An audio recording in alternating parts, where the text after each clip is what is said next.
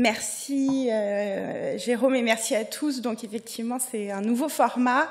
Je vais vous présenter assez brièvement les données que l'on peut avoir et la nouvelle gestion en quelque sorte des hépatopathies B et C après transplantation, mais surtout on va laisser la place à la discussion pour ces sujets. Donc finalement, on va parler à la fois de la récidive de l'hépatite B après transplantation et de l'hépatite C, donc c'est très dichotomisé comme vous pouvez le voir, en parlant également des patients qui sont transplantés pour l'indication virale B et C et des patients qui reçoivent un greffon ayant été en contact avec l'hépatite B ou l'hépatite C. Alors pour commencer avec l'hépatite B, tout d'abord pour rappeler à ceux qui ne sont peut-être pas familiers avec la transplantation qu'actuellement l'hépatite B est loin d'être la première cause de transplantation hépatique en France et en effet ça représente moins de 5% des patients que l'on transplante à l'heure actuelle, loin derrière, donc c'est la courbe en verte que vous voyez ici, loin derrière la première cause qui est l'alcool et l'hépatite C qu'on va revoir ensuite.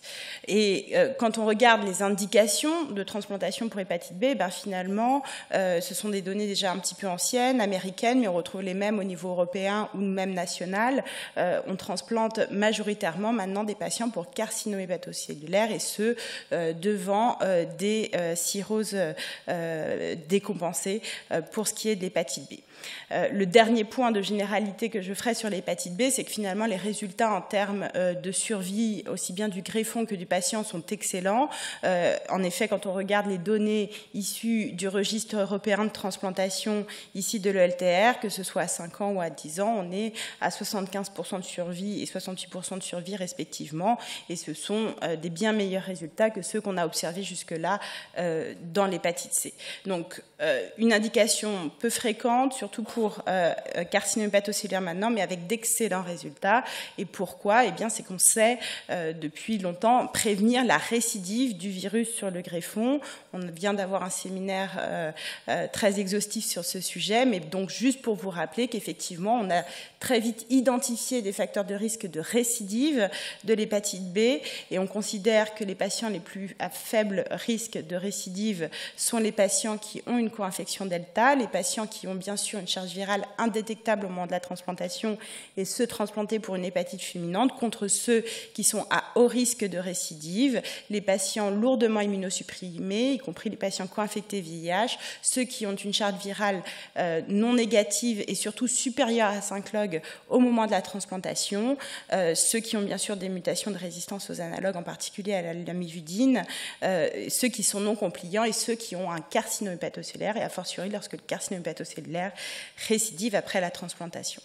Alors comme je vous le disais, on sait et on maîtrise quand même depuis maintenant de nombreuses années la récidive post-transplantation et voici donc la prophylaxie, les stratégies de prophylaxie que l'on peut utiliser qui ont été décrites dans la littérature et donc ce schéma résume ces données. Les premiers schémas comprenaient des immunoglobulines seules avec des doses variables que je ne détaillerai pas, mais vous voyez que la récidive varie entre plus de 15% jusqu'à plus de 30% lorsqu'on utilise les immunoglobulines en monothérapie. Ensuite, on a eu des études avec les analogues, majoritairement la lamivudine, avec là aussi entre 20 et 35% de patients qui présentaient une récidive virale B avec cette monothérapie. Et puis finalement, ce que l'on fait tous maintenant, l'association d'immunoglobulines et d'analogues nucléosidiques. Alors, je ne vais pas détailler ce schéma. Ceux qui travaillent auprès des transplantés le connaissent bien. C'est finalement ce que l'on applique majoritairement dans les centres, à savoir évidemment traiter le patient avant la transplantation. Les patients reçoivent des immunoglobulines et sont inondés d'immunoglobulines en péropératoire et les premières semaines qui suivent la transplantation. Et ensuite, en fonction des facteurs de risque que je vous ai détaillés tout à l'heure, on vise des titrage d'anti-HBS plus ou moins élevés associés, qui nous permettent de guider la réinjection d'immunoglobulines associée à un antiviral.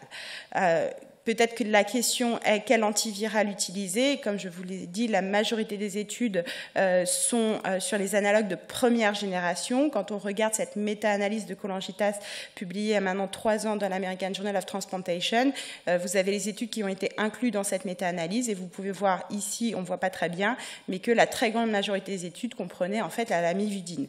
Et donc très peu d'études concernent les analogues de deuxième génération. Mais quand même, les résultats sont intéressants parce que quand on compare les prophylaxies en termes de patients ayant une récidive après transplantation, vous pouvez voir que l'association immunoglobuline-lamivudine fait moins bien que l'association immunoglobuline et nouveaux analogues de deuxième génération, et que par contre il n'existait pas de différence entre l'entecavir et le tenofovir. Donc cette étude pousse quand même pour dire que les analogues de deuxième génération font probablement mieux que la lamivudine. Alors, est-il possible d'arrêter les immunoglobulines? On vient d'en parler également. Finalement, oui, quelques études le suggèrent. J'ai pris cette étude donc déjà un peu ancienne de Maria Butti, mais finalement, lorsque 1 mois après la transplantation, on arrête les immunoglobulines, eh bien, on peut voir qu'il y a quand même un certain nombre de patients qui ne vont pas récidiver, mais dans le bras lamivudine seul, sans immunoglobulines, même s'il n'y avait pas de différence entre les groupes, on peut voir une récidive chez 15 à 25% des patients sur le long terme. Donc c'est une stratégie qui est faisable, mais qui n'est pas optimale pour tous les patients. Et encore une fois, il faut définir et sélectionner, privilégier les patients à faible risque de récidive. Est-ce qu'il est possible de supprimer les immunoglobulines? Là encore, la réponse est oui. Et comme l'a dit Didier Samuel tout à l'heure, l'équipe qui a été leader dans ces études, c'est principalement l'étude de l'équipe d'Hong Kong et de James Fung. Vous voyez ici l'association en monothérapie sans immunoglobulines, lamivudine, une combinaison d'associations lamivudine, adénofovir et entecavir. Et on obtenait d'excellents résultats en termes de récidive, avec pas de récidive en fait dans le groupe de patients traités par entecavir. Donc oui, il est possible de traiter les patients en monoprophylaxie et ce après la transplantation. Donc finalement, pour ce qui est de la prévention de la récidive de l'hépatite B, je dirais que quand même, je fais un résumé un peu sommaire, mais déjà, est-ce que c'est un vrai problème alors qu'aujourd'hui, quand on combine les traitements, on a peu ou pas de récidive, c'est une vraie question, qui a quand même peu d'études randomisées, voire pas d'études randomisées pour certaines stratégies, et qu'on a peu de données solides avec les nouvelles générations d'analogues. Donc la prise en charge, je pense, est hétérogène, et du fait de l'absence de données solides et du faible nombre de patients qu'on transplante actuellement pour hépatite B, qui est probablement un frein aux nouvelles études. Alors, on ne va pas faire de recommandations forcément aujourd'hui, mais c'est aussi le but de cet atelier, de ce club, qu'on se pose des questions et voir si on peut se mettre en commun pour répondre à ces questions. Arrêter les immunoglobulines, oui, probablement pour les patients à faible de risque de récidive et à distance de la transplantation, ce qui permettait de réduire les coûts, mais encore une fois, une étude est à faire, et bien sûr en poursuivant les analogues, et il faut privilégier aujourd'hui les analogues de génération, ça paraît assez clair. Pour ce qui est des patients qui vont recevoir un greffon ayant des anticorps anti-HBC positifs, donc exposés à l'hépatite B. Déjà, ce qu'il faut savoir, c'est que c'est une source importante de greffons, puisque ça représente, en fonction des pays, de 7 à plus de 50% des donneurs. Donc en France, on estime qu'effectivement, on est plutôt, compte tenu de la séroprévalence de l'hépatite B en France, plutôt dans les pays faibles, avec 7% des donneurs, mais quand même, c'est un nombre non négligeable. Et vous voyez que dans les pays d'Asie, eh bien, le pourcentage est extrêmement important. Donc c'est une ressource importante.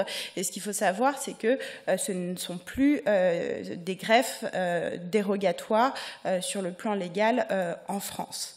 Alors, la vraie question, c'est quand on utilise ces donneurs, quel est le risque d'infection des novo, de l'utiliser chez un donneur qui n'a pas l'hépatite B et de développer l'hépatite B.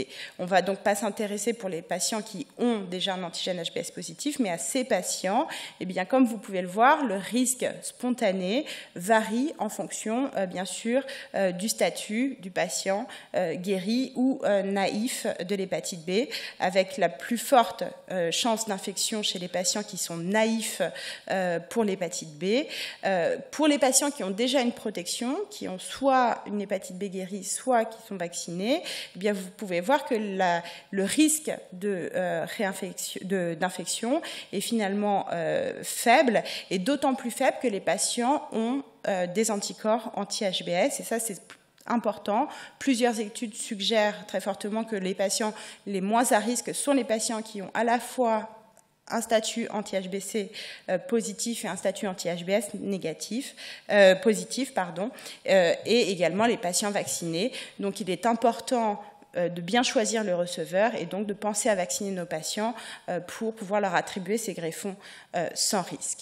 Lorsque l'on attribue ces greffons, donc ayant été en contact avec l'hépatite B, à des patients qui ont eux-mêmes l'hépatite B, finalement la prévalence de récidive est très variable dans les études dont on dispose, mais c'est environ 10%, et là aussi ça dépend bien sûr de la stratégie, la prophylaxie que l'on va mettre en place pour lutter contre la récidive, mais ce qu'on peut retenir de ces études, c'est qu'il n'y a pas de surrisque de récidive par rapport à un greffon qui n'aurait pas été en contact avec l'hépatite B. Alors, quelle prophylaxie utiliser chez ces patients? Principalement pour les receveurs, bien sûr, qui n'avaient eux-mêmes pas l'hépatite B. La vaccination, je ne vais pas le détailler, mais ça ne marche pas.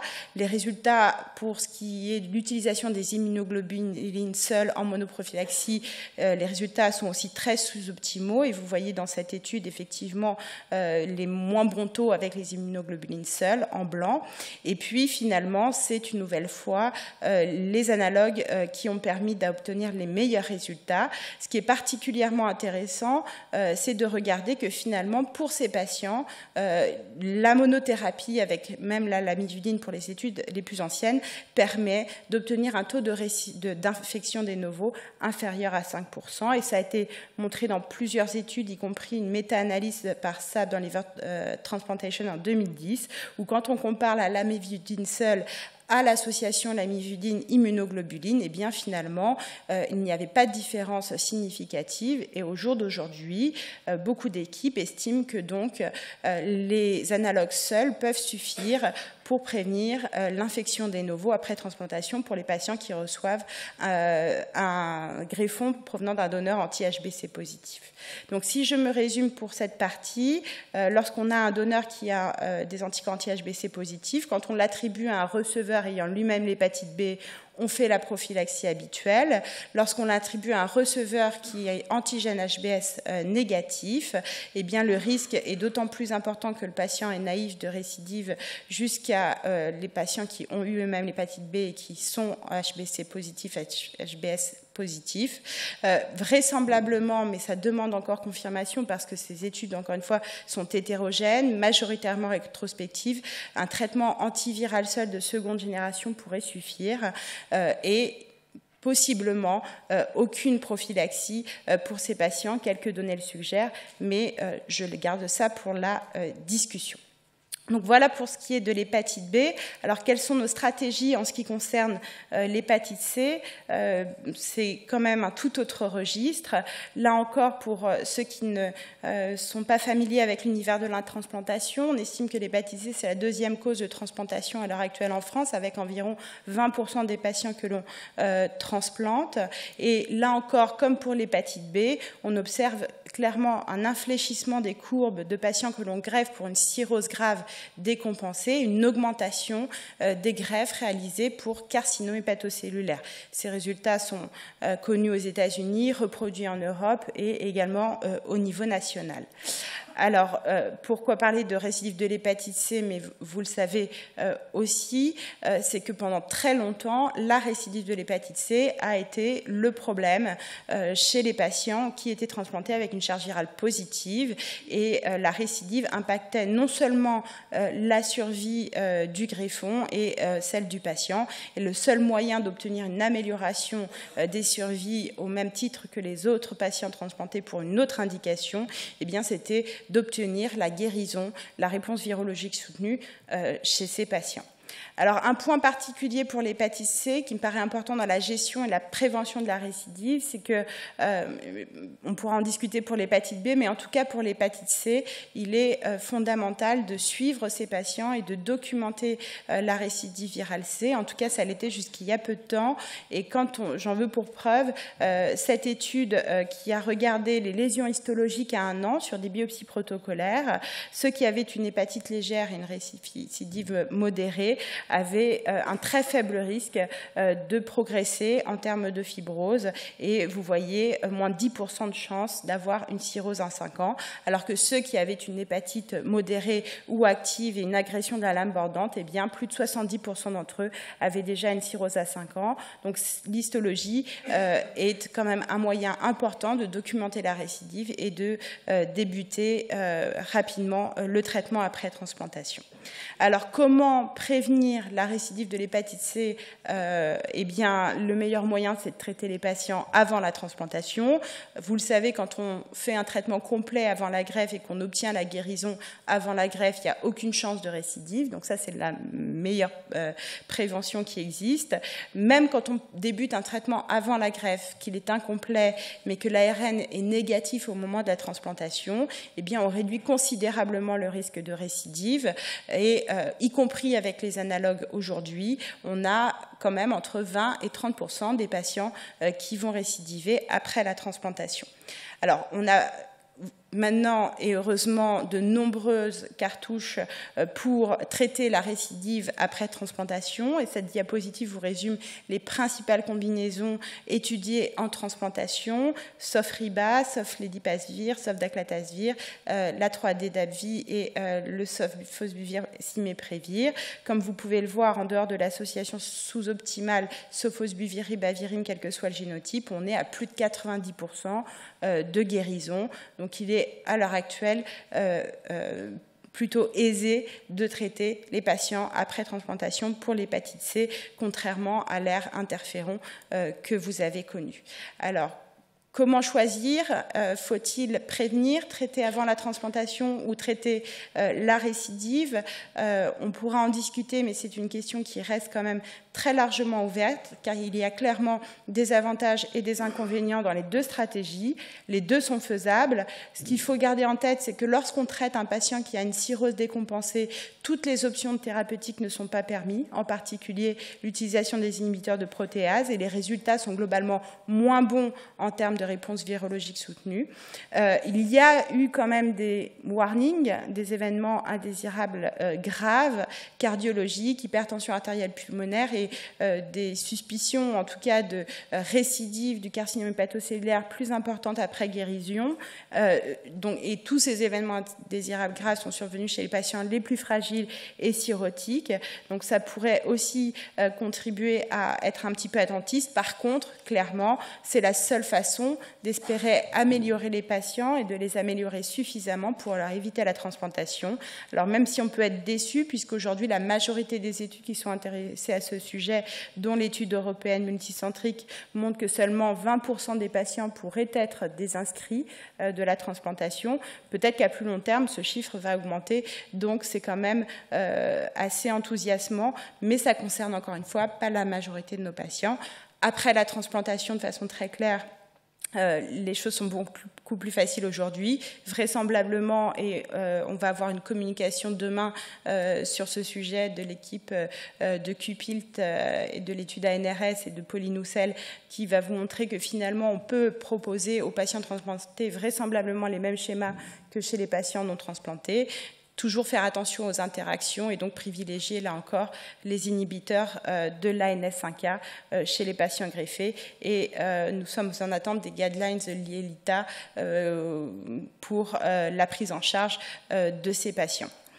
Alors, comment choisir? Eh bien, finalement, quand on a un patient sur liste, et c'est une proposition à l'heure actuelle, quand on a un patient qui a un carcinome hépatocellulaire, eh bien, finalement, il est assez simple de le traiter avant, surtout si la cirrhose n'est pas grave.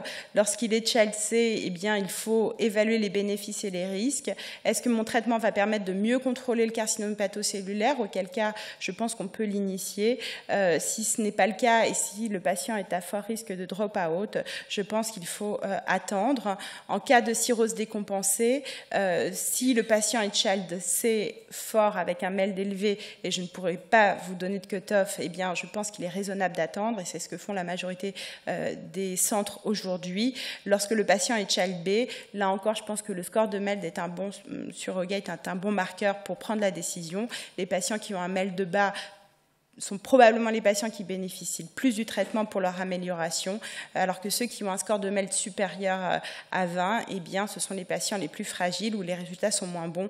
Et il est probablement raisonnable d'attendre pour traiter après la transplantation. Et je terminerai brièvement pour vous parler d'un sujet important, là aussi, des patients qui vont recevoir un greffon provenant d'un donneur qui a une sérologie virale C positive.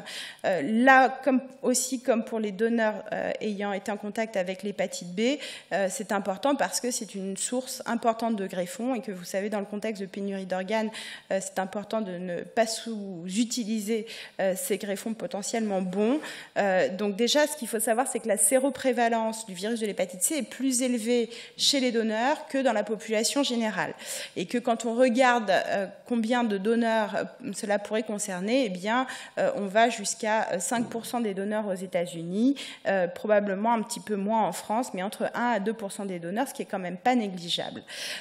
Justement, quand on regarde les données de l'Agence de la biomédecine, on voit que sur 8 ans, 344 donneurs ont été identifiés comme ayant une sérologie positive pour l'hépatite C. Finalement, seuls 56 prélèvements ont été effectués, ce qui a abouti à 35 greffes de rein et 36 greffes de foie. Alors, on passe de 344 à 36 greffes pour ce qui nous concerne le foie. Comment expliquer ce faible rendement? Eh bien, finalement, il y avait des contre-indications à l'utilisation de ces greffons, en termes d'âge, en termes de qualité du greffon, mais la première raison pour laquelle ces greffons n'ont pas été acceptés, c'est qu'il n'y avait aucun receveur identifié.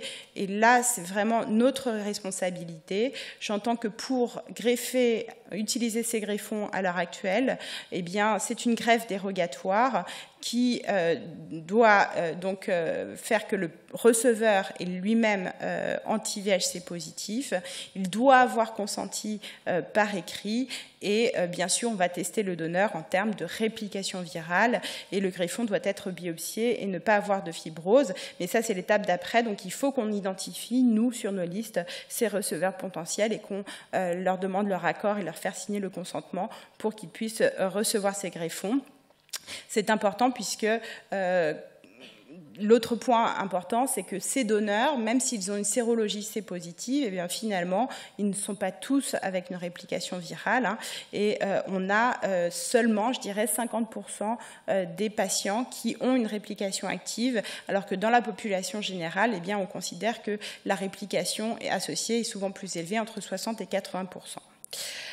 Alors, il y a quand même beaucoup de données dans la littérature pour ce qui concerne l'utilisation de ces greffons.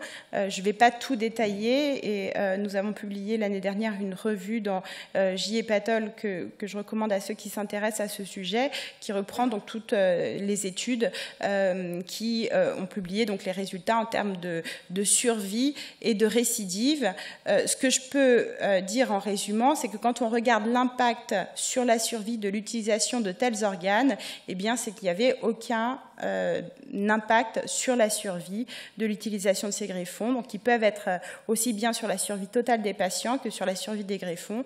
Donc l'utilisation de ces greffons est quand même plutôt encourageante et le suivi pouvait être parfois long, jusqu'à plus de 10 ans. Donc les données que l'on a, même si c'était à l'ère de l'interféron, sont plutôt à la faveur de l'utilisation de ces greffons.